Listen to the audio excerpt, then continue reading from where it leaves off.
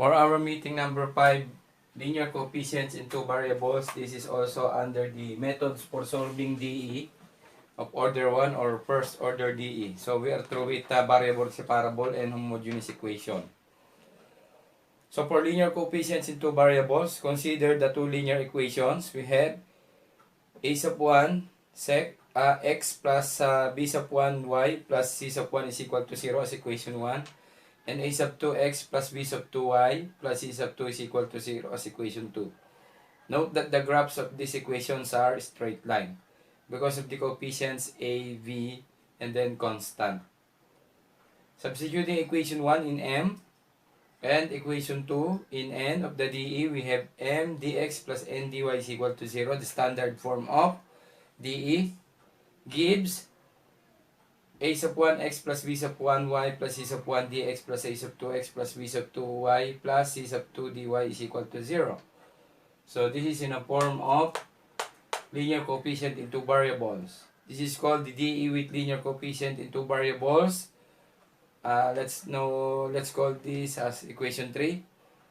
If the two linear equations representing two straight lines intersect, then let the intersection h and k stands for x and y be the point of intersection. Then define a transformation of a dE for x and y as follows. X is equal to u plus x and dx is equal to du. For y is equal to substitute b plus k and dy is dv, and then all substitute in the equation 3.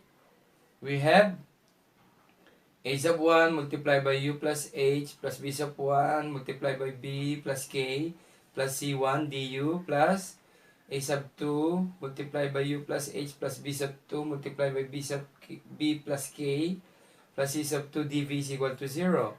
Then distribute a sub 1, b sub 1, and then for right side a sub 2 and b sub 2. Now we have a sub 1 u plus b sub 1 v du plus a sub 1 h plus b sub 1 k plus c1 du plus quantity a sub 2 u plus b sub 2 v du plus a sub 2 h plus b sub 2 k plus c sub 2 dv is equal to 0. But a sub 1 h plus b sub 1 k plus c sub 1 du and a sub 2 h plus b sub 2 k plus c sub 2 dv is equal to 0. Why? Because the derivative of constant is 0. Hence, ang matitira na lang is a sub 1 u plus b sub 1 v du plus a sub 2 u plus b sub 2 v dv is equal to 0. Then transform the preceding equation is now solvable by homogeneous. So note that upon substituting u plus h and v plus h for x and y respectively, the transform equation contains no constant term. So the first solution is to solve for the intersection h and k or x and y, and then substitute and then follow the procedure, and then leads to homogeneous equation, and then homogeneous equation leading to variable separable. So let's have an example. X minus 2y plus 3 dx plus 4x plus y plus 3 dy is equal to 0. Now solve for the intersection. We have x minus 2y is equal to negative 3 and 4x plus y is equal to negative 3. Now, by elimination, I will multiply this by negative 2. Why? Para maging negative 2y ito ay, okay, 2 na lang para positive 2y and this negative 2y. So this is x minus 2y is equal to negative 3, and this becomes 8x plus 2y equals negative 6. And then add natin, cancel lang y. We have 9x is equal to negative 9. And then x is equal to negative 1. Now, solve for y. In any of the equation, let's say in equation 2, we have y is equal to negative 3 minus 4x is equal to negative 3 minus 4 times negative 1. So y is equal to negative 3 plus 4 is equal to positive 1. So the value of x that is equal to h, and then the value of y is equal to 1, and that is equal to k. Okay? Let's see if our answers are correct. So, tama, no? Now, another solution. Using calculator. Pagka ganyan guys ha, calculator na lang gagamitin ha. Using Casio FX911ES. So, write the numerical coefficient of the variable. So, we have 1, negative 2, negative 3, and then for equation 2, 4, 1, and negative 3. This is for x, y, and constant. So, susunod mo lang yung numerical coefficient yung kasama. 1, negative 2, negative 3, 4, 1, and negative 3. And then, mode, and then equation 5 and 1. So, you press mode, and then hanapin mo yung equation. Nasa 5 yon, press 5, and then 1. So, input mo yan. 1 equals, negative 2 equals, negative 3 equals, 4 equals, 1 equals, negative 3 equals, and then equals. For x, you have negative 1. Like that. And then, press again equals. For y, you have positive 1. So, yan ang solution kung meron ka ng calculus, no? So, pause ko muna, burahin ko, then tuloy natin yung solution. Let us continue. So, now, di ba, nasolve na natin yung h and k for negative 1 and 1 respectively. Now, we said earlier that we will substitute the value of h for x is equal to u and then minus 1 dahil plus h is negative 1. So, dx is equal to du. And for y is equal to v plus k, so v plus 1. So, this is now dy is equal to dv. And then substitute to original equation. So, upon substituting, we have now x is u minus 1 minus 2. Y is v plus 1. And then plus 3. And then dx is equal to du. And then plus 4. X is u minus 1. And then plus y is v plus 1. Plus 3. And then all multiplied by dy is dv. So, perform u minus 1 minus 2v minus 2 plus 3 du. And then plus 4u minus 4 plus v plus 1 plus 3 dv. So, u minus 2v du cancel na yung negative 1 minus 2 plus 3. And then plus 4u plus v, cancel na rin yung negative 4. Because the derivative of constant is 0. Kaya nawawala na yun. Base sa binasa natin kanina. And then dv is equal to 0. Nawala yung mga equal to 0. So this now leads to homogeneous equation. Now, let u is equal to, di ba dati x is equal to vy, ganun, ano? Pero at this time, hahanap tayo kasi meron na tayong xy. Pag sinubstitute pa natin yung xy dyan, magiging redundant or paulit-ulit. So now, let u is equal to mv. And then our du is equal to m dv plus v du. So we have mv minus 2v du is m dv plus v du plus 4 mv plus v and then multiply by dv is equal to 0. So, ulitin natin. U is mv minus 2v. And then du is mdv plus vdu. And then 4 mv plus v. And then dv is equal to 0. So, we have m square v dv minus 2 mv dv plus mv square du minus 2 v square du. And then plus 4 mv dv plus v dv is equal to 0. Okay, let's pause saglit. Going back, guys. So, correction lang. Yung u is equal to mb, ang du ay mdv plus vdm, no? Na-overlook ko yung du doon, m. So, ngayon, ito ay isa-substitute natin sa ang u ay mb minus 2v, ang du ay mdv plus vdm. Okay. And then plus 4mb plus vdv is equal to 0. Okay. So, m square v dv, and then ito muna pala yung ginawa ko, minus 2 mv dv, and then yun na, plus mv square dm, yun, dm, and minus 2 v square dm.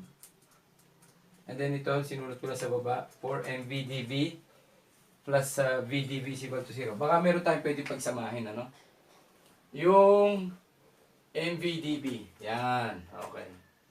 So, I have here m square v dv. So, ilan na lang yung natira doon? 2mv dv dahil plus 4 minus 2 plus vdv.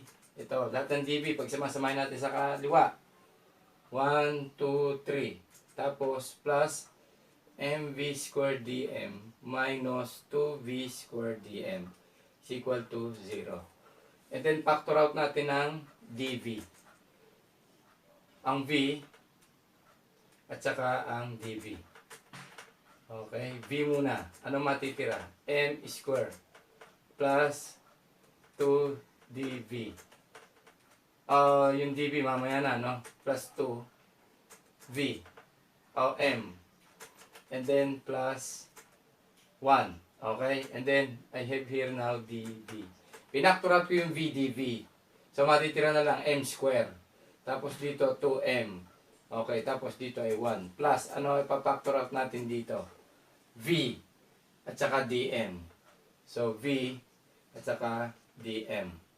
Ano matitira? V square and then minus 2. mv square, pwede pala, no? Factor out. No. Ano? V square dm ang ipapactor. Okay? So, m minus 2. Okay? And then dm. Ulitin, ano pinactor? V square dm. Ano natira? M dito, minus 2 is equal to 0. So, this is now variable separable. Oh, grabe. So, now, if I will divide this by v, no? Ano matitira dyan? M plus 1 square dv plus v m minus 2 and then dm, no? That is equal to 0. Common kasi yung v, kaya ako dinivide ng v. O tapos ano natira? M plus 1 square dm plus v and then m minus 2 dm is equal to 0. So this is now variable separable nga, no? Okay, let's pause again. Going back. Now, this is variable separable. If I will divide this by m plus 1 square and then v, I have now dv over v for left side. And then for right side is plus, cancel ang v, m minus 2 dm over m plus 1 square is m plus 1 multiplied by m plus 1 is equal to 0. Then I will now integrate this as a rule. So ito walang problema. This is ln of v and this is ln of 0, ln of c. Now ito is by partial fraction. So for partial fraction, m minus 2 all over m plus 1 square is equal to a all over m plus 1 plus b all over m plus 1 square. Okay? So equals a,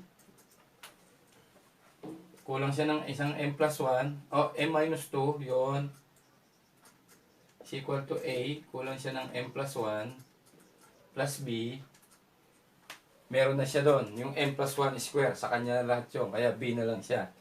Now if m is equal to negative 1, mag-iisip ka ng value na magsisiro yung isa. So, a is equal to 0. Solve b. So, we have negative 1 minus 2 is equal to 0 ang a, b na yan. So, b is equal to negative 3. Now, if m is equal to 0 and then b is equal to negative 3, solve a.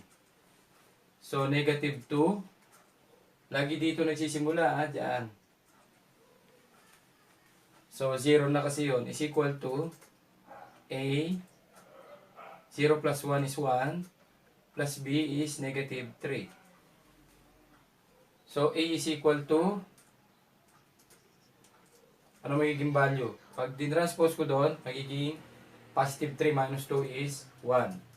So, a is equal to 1 and b is equal to negative 3. Going back. So, we're correct. So, we have now here, from here, ln v, and then plus. Now, this integral is equal to, here, a. What is a? 1. And then dm over, yung a mo, sinasubstitute mo, ito na ngayon yun ha, dito, m plus 1 and then plus b. What is b? Negative 3 dm over m plus 1 and then square. And then equals ln of c. So this is integrate. No? Integrate lahat yan. Okay, ln v plus integrate lahat yan. Okay, itong naka-open and close bracket or braces. Bracket. Okay. So we have ln v plus ln m plus 1. And then this is power formula, no?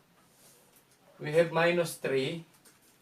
And then the integral of m plus 1 raised to negative 2. Dahil nasa ilalim, pag dinala mo sa doon, magiging plus 1 yan. Okay, magiging negative plus 1. Power formula.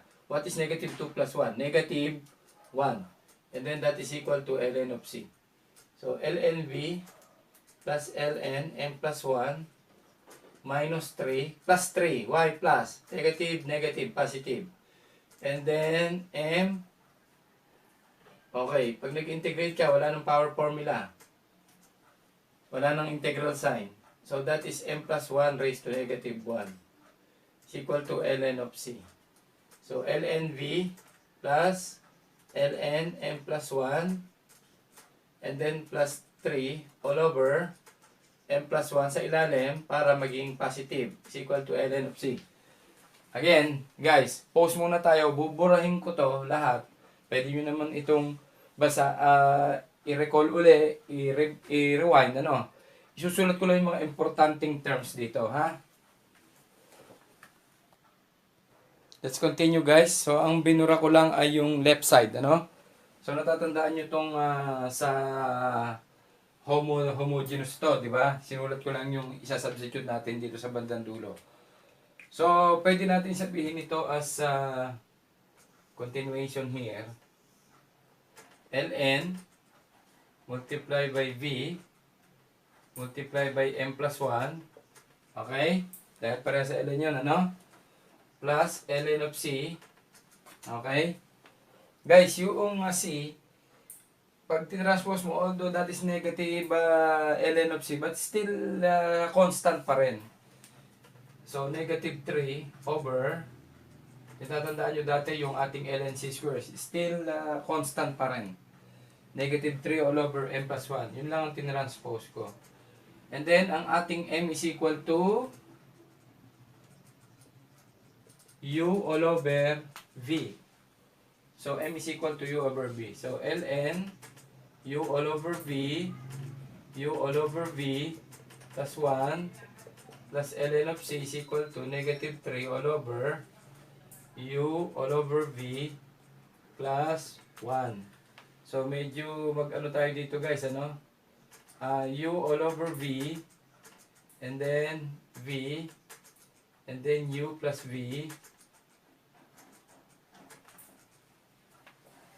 and plus ln of C is equal to negative 3 over V, and then U plus V. Okay? Going back, guys. So, this is already V. Hindi na tayo dapat mag-substitute. Sa M lang tayo mag-substitute. No? So, ano ginawa natin dito? Yung denominator niya, yan, U over V, and then plus V over V is 1. So, cancel na yung V. So, ano matira? N, U plus V, and then plus ln of C is equal to, so this is negative 3V all over U plus V. Bakit? Kasi, ito ay negative 3 over 1 times V all over U plus V. That is by division of fraction. Yung nasa denominator, reciprocal yun. Ano? Okay? So, pause muna uli.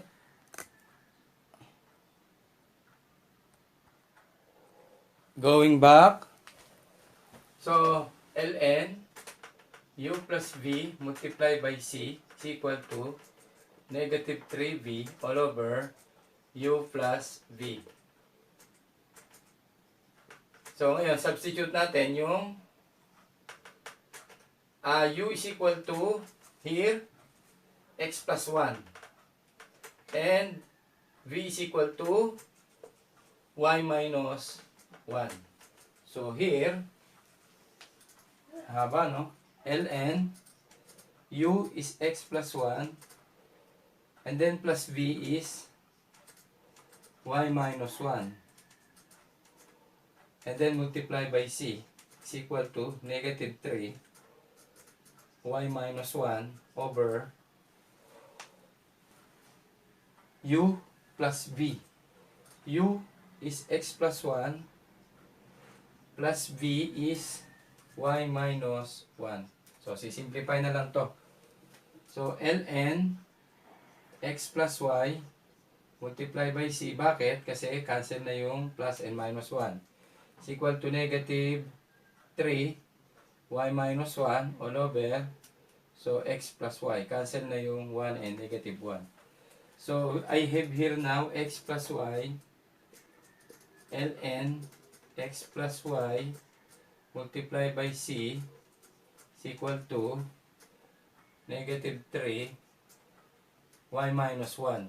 Negative 3 Y minus 1. So, this is our final answer, guys. Oh, grabe yan, ano? Kaya dalawa lang ang example ko dyan, eh. So, for example number 2, later. Another example, number 2, solve the DE given x plus y minus 4 dx minus x minus y plus 2 dy is equal to 0. So, sabi ko, calculate na lang yan, ha? For x, coefficient, right? X, y, And then constant for equation 1 and 2. We have 1, 1, negative 4. And then 1, negative 1 and 2. So solve for the value of h and k. So mode 5 and then 1. So 1 equals negative 4 equals 1 equals negative 1 equals 2 equals negative 1 and negative 3. So for u is equal to and then v. Ano nga yung gagawin natin doon? Pause muna ulit. Guys, when we transpose this equals to 0, so we have positive 4 and this is negative 2. So repeat again, 1 equals 4 equals 1 equals negative 1 equals negative 2 equals 1 positive and then for k is 3. So sinulat ko na, we have x is equal to, substitute, x is equal to u plus 1 and dx is equal to du. And then for y is equal to v plus k, v plus 3 and dv is equal to dy is equal to dv. And then lahat substitute natin sa original equation. X, u plus 1 plus y, v plus 3 dx. And then minus x is u plus 1 and then y is minus, okay, minus y is v plus 3. Bakit nawala yung plus 4 dito? Okay, ulitin. So x, u plus 1 plus y, v plus 3 minus 4. And then what is dx? Dx is du. And then minus, what is x? X is u plus 1 minus y. What is y? V plus 3. And then plus 2. And then what is dy? Dy is dv. Okay?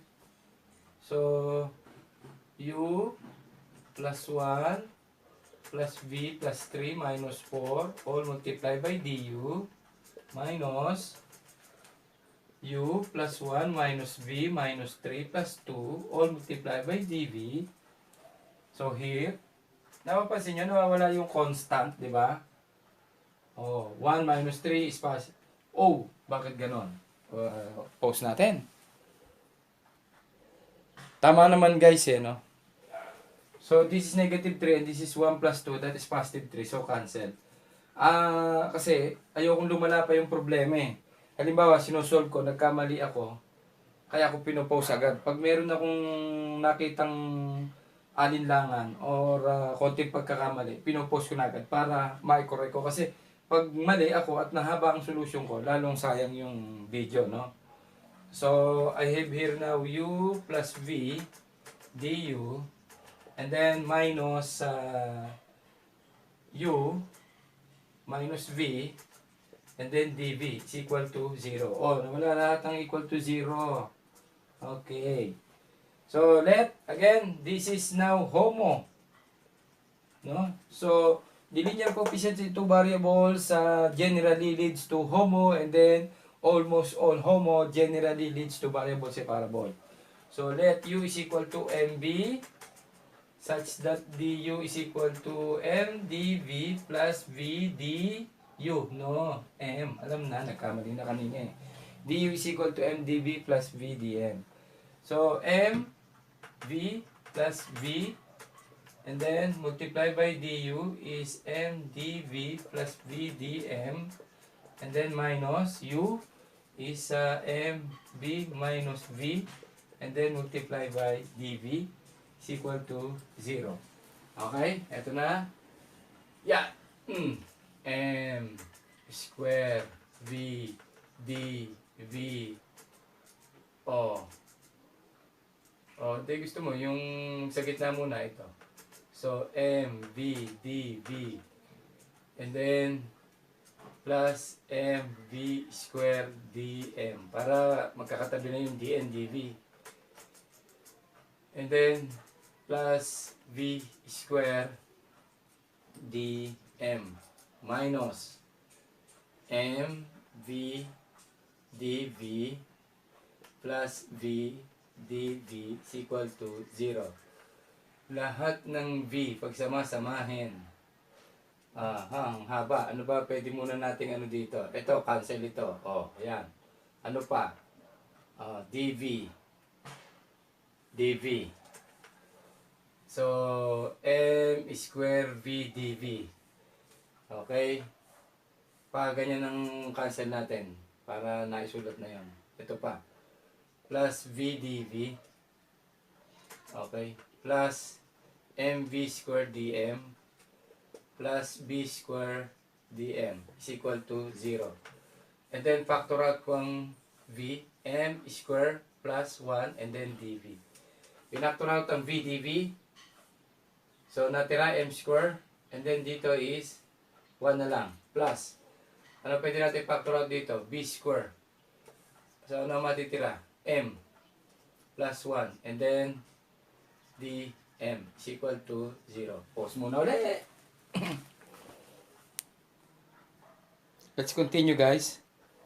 So, here, variable separable, isulat ko lang.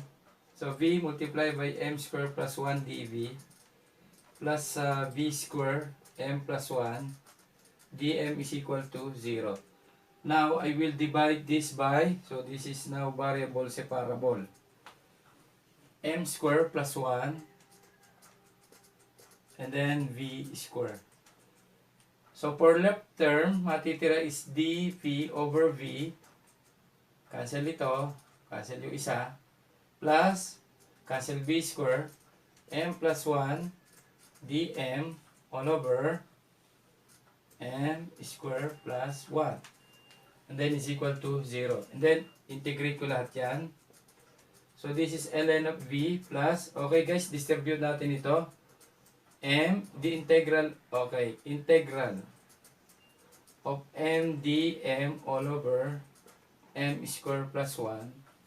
And then plus 1 dm or simply dm all over M square plus 1. And then equals to ln of C. As integral ng M dm all over M square plus 1 plus the integral of dm all over M square plus 1 is equal to ln of C. So, ln V is equal to, plus, okay. So, let U is equal to, here, M square plus 1. So, what is du? 2M dm. And du over 2 is equal to M dm.